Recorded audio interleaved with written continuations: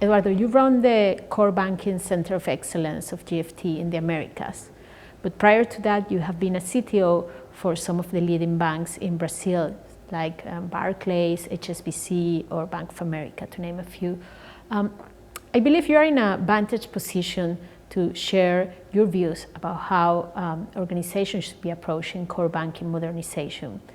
Can you talk to us about that, please? Sure. Nowadays, we see a huge amount of banks, fintechs, asset managers looking for alternatives to their existing core banking platforms. So my recommendation is that you focus on the goals and objectives, the whys you're replacing or you're moving to a new platform. And then one recommendation is also that you run your project involving both IT and the business. So never take this project as an IT only project. While the IT team will look at the technology, the architecture, if the software is API, microservices based, the connectivity to ecosystems such as open banking, open finance, and scalability in other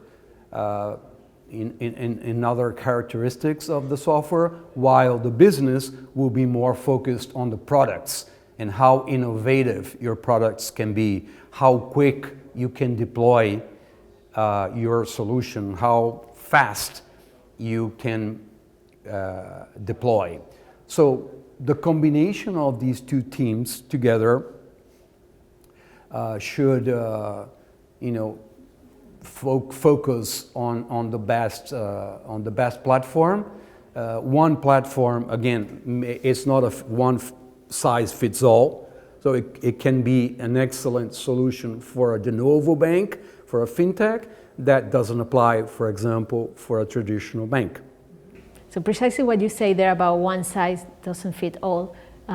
One could wonder, how do we know when a core banking system is the right size for us? Yes, Patricia, it's a good point. One size doesn't fit all. So one solution can be excellent to a fintech or a de novo bank and not fit a traditional bank, or vice versa.